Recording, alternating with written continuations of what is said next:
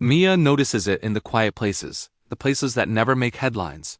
Not on television, not in press conferences, not in bold red numbers on a business channel.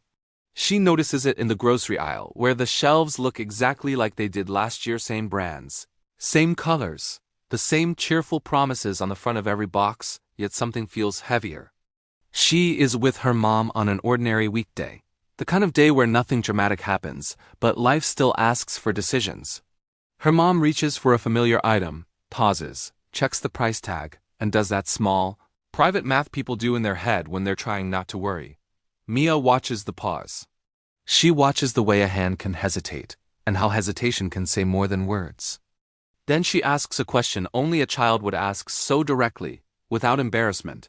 If interest rates went down, why does everything still feel expensive? It's not a political question. It's not a technical question. It's a human question. And the answer, if we tell it calmly, is surprisingly simple. Lower rates don't move like a magic button. They move like water. And water has to travel. Imagine the economy as a giant city water system.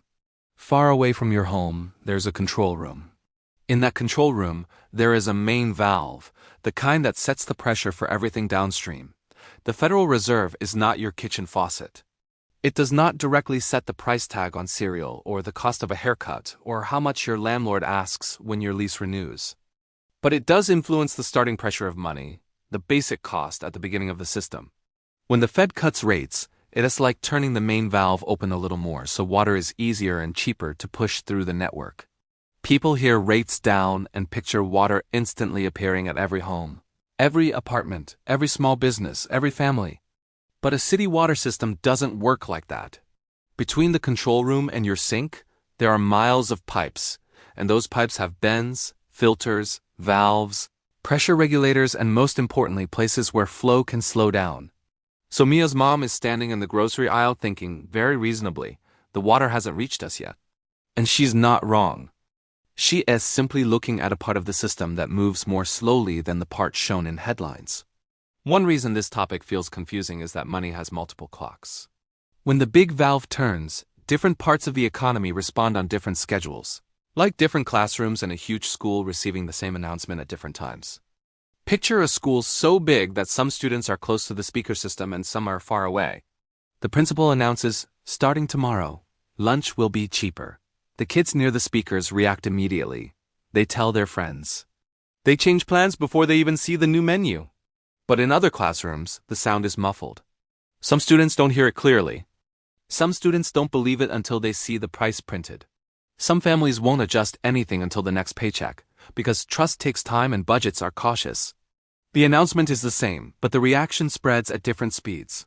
In the economy, there are fast clocks and slow clocks. Markets are fast, banks are medium, contracts are slow, and people are slowest.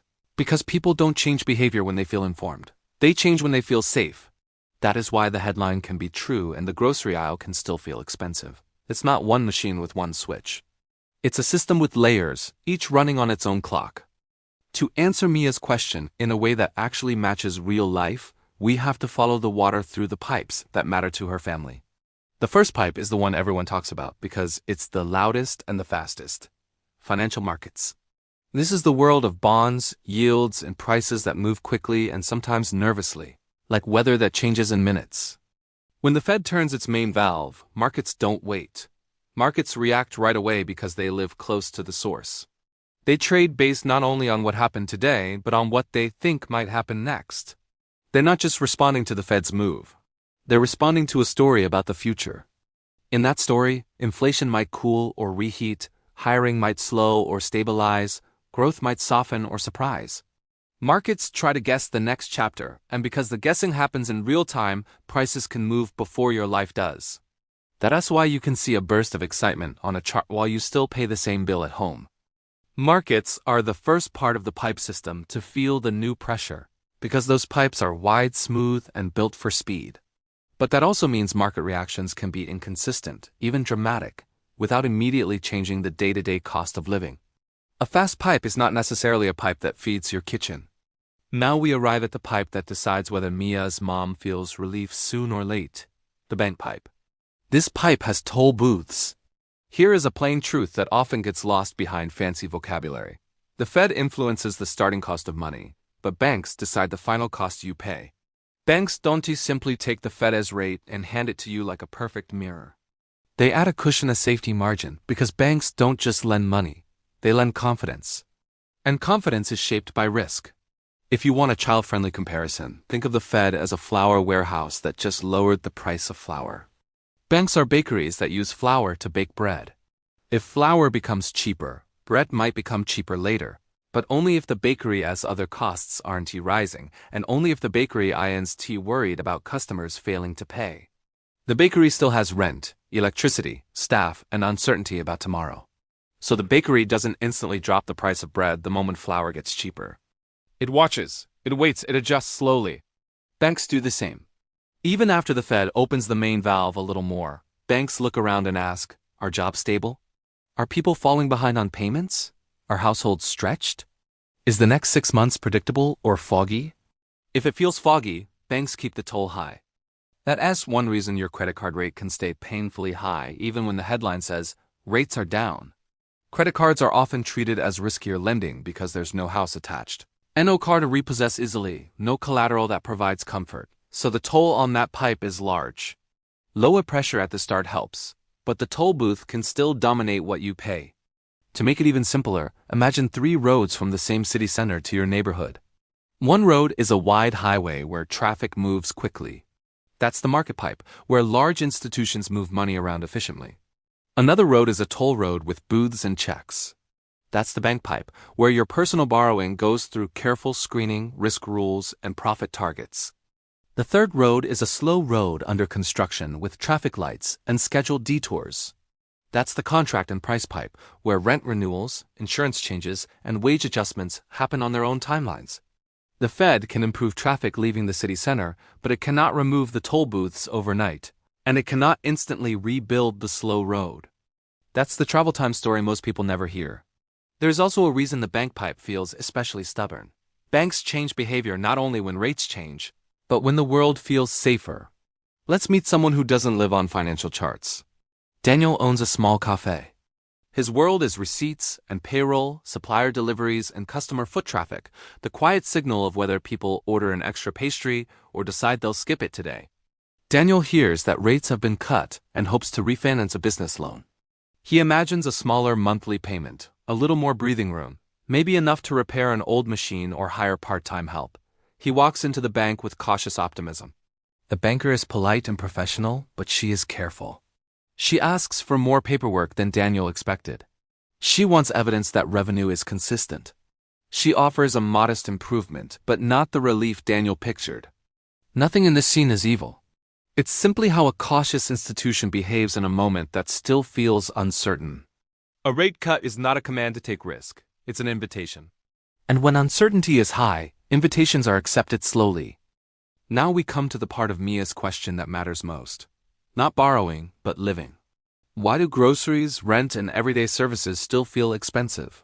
This is where people expect the economy to behave like a balloon inflate when things get worse, deflate when things get better.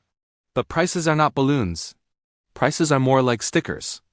It's easy for a business to put a higher sticker on a product when costs rise. It's harder to peel that sticker off later and replace it with a lower one.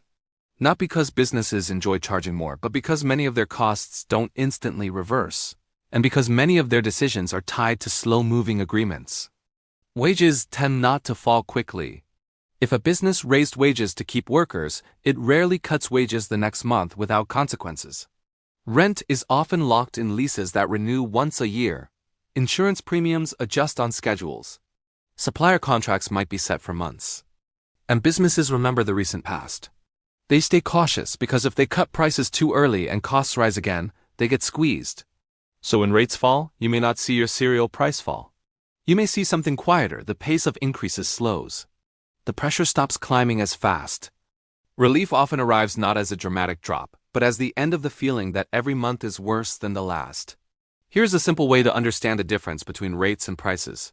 Rates are like the speed of a car. Prices are like the distance already traveled. If you slow the car down, you stop the distance from increasing as quickly, but you do not erase the miles you already drove.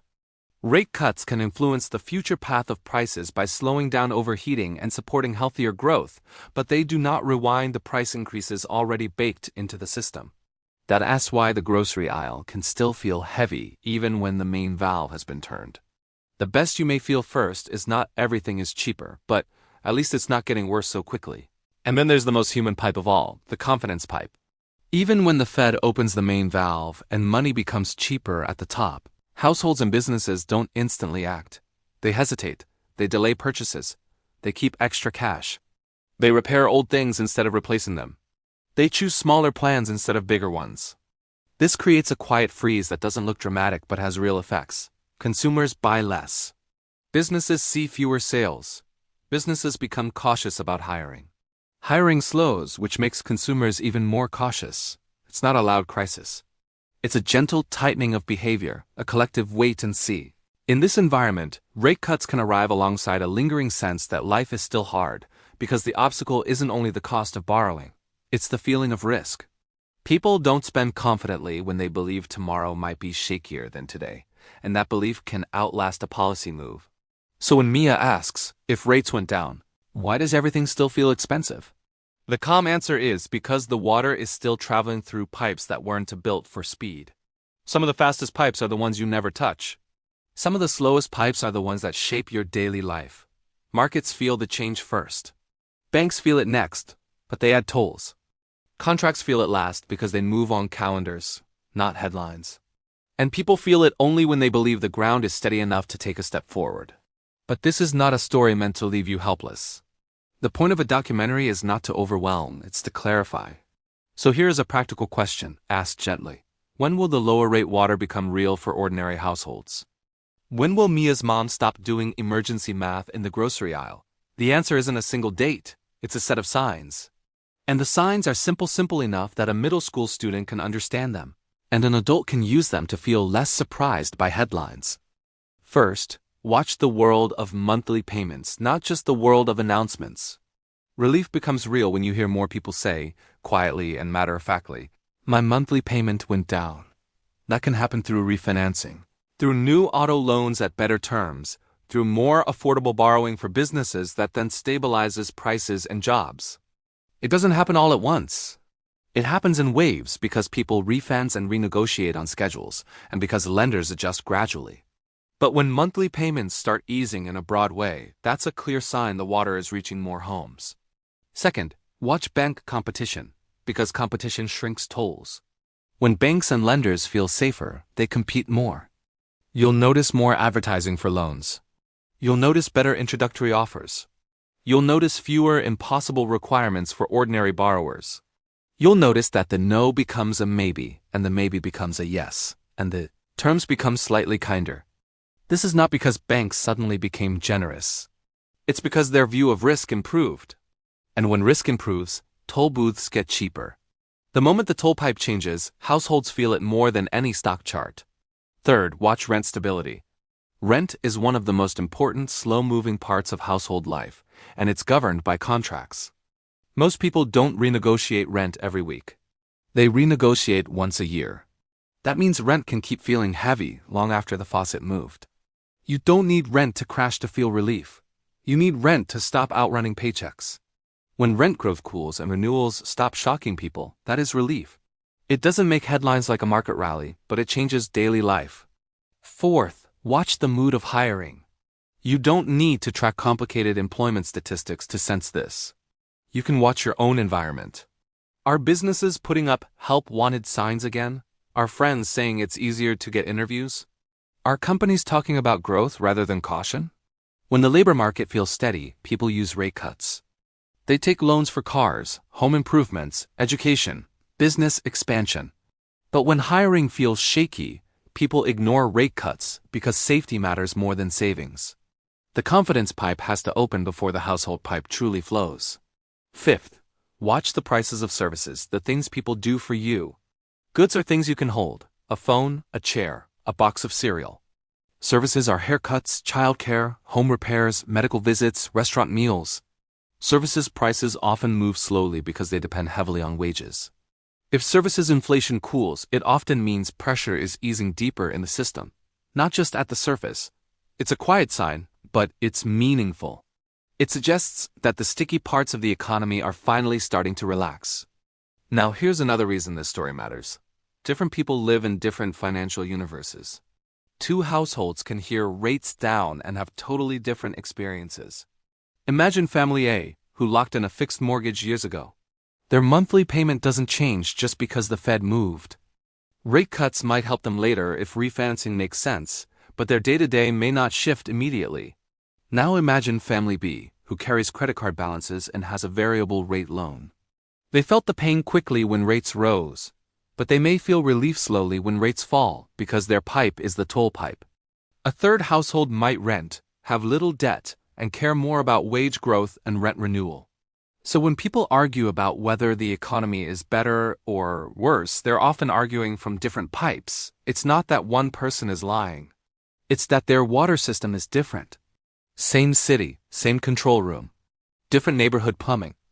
If we step back and look at the Fed's perspective, the cautious pace begins to make sense. The Fed is trying to balance two risks. It wants to support jobs and growth, but it also wants to prevent inflation from roaring back. Think of the economy as a bus driving through fog.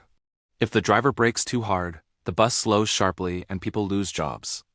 If the driver barely brakes, the engine overheats and prices surge again. So the driver taps the brakes, checks the road, and taps again.